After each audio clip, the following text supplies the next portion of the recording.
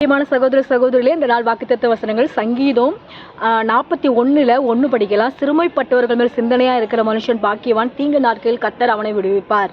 இந்த நாள் சொல்லப்பட்டிருக்குது. நாம் இந்த நாள் கேட்கிற சகோதர சகோதரிகளே, கர்த்தரையாக இயேசு கிறிஸ்து ஆண்டவர் உங்களுக்கு ஒரு நற்செய்தி சொல்றாரு. என்ன சொல்றாரு? நீங்க சிறுமப்பட்டு இருக்கிறீங்களா? கர்த்தர் உங்கள் மேல சிந்தனையா இருக்கிறார்.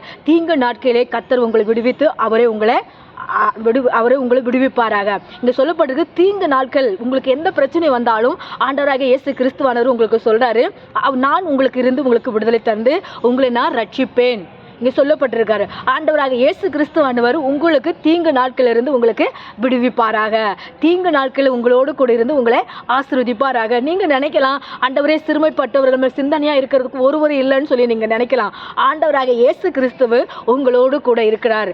ஆண்டவர் உங்களோடு கூட நேசிக்கிறார். ஆண்டவர் உங்களோடு கூட உருவாடுகிறாரு. அப்படின்னா சிறுமைப்பட்டவர்கள் யாருன்னு சொல்லி பார்த்தோன்னா ஒருவரும் நம்ம விசாரிக்க இல்லாமல் இருக்கிற சகோதரர்கள் சகோதரிகள். இந்த நாள் நம்ம ஒருத்தவங்களை பார்க்கலாம்.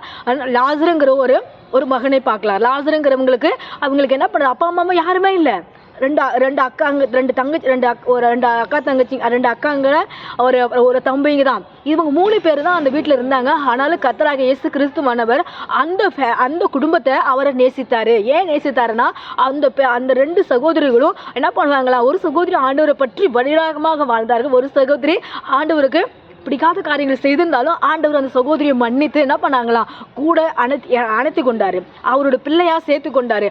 அதனால அந்த வீட்டில் ஆண்டவர் என்ன பண்ணாராம், போய் அப்பப்போ போய் போஜனம் பண்ணார். அவங்களுக்கு யாரும் விசாரிக்க யாருமே இல்லை. ஏன்னா இந்த குடும்பம் இவங்க ஒரு மோசமாங்க, இவங்களுக்கு ஒன்றுமே இல்லை, இவங்களுக்கு அப்பா அம்மா யாரும் இல்லை, இவங்களை விசாரிக்க யாரும் இல்லை, இவங்க இஷ்டத்துக்கு இவங்க செய்வாங்க, இவங்க இஷ்டத்துக்கு இவங்க போவாங்க அப்படின்னு சொல்லிட்டு ஒருத்தவங்களை அவங்கள மதிக்க மாட்டாங்க.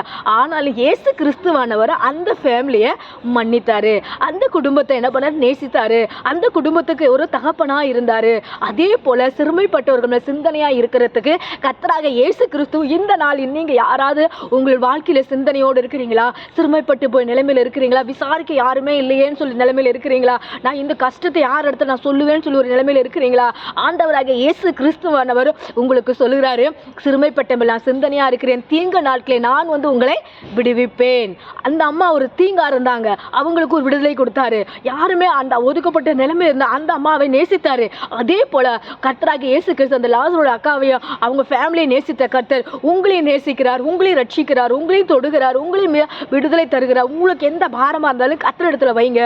அவரே உங்களுக்கு ரட்சகரா இருந்து அவங்க உங்களுக்கு தகப்பனா இருப்பாரு. முதலாவது உங்களுக்கு தாயா இருப்பாரு, ஒரு சகோதரனா இருப்பாரு, ஒரு நண்பனா இருப்பாரு.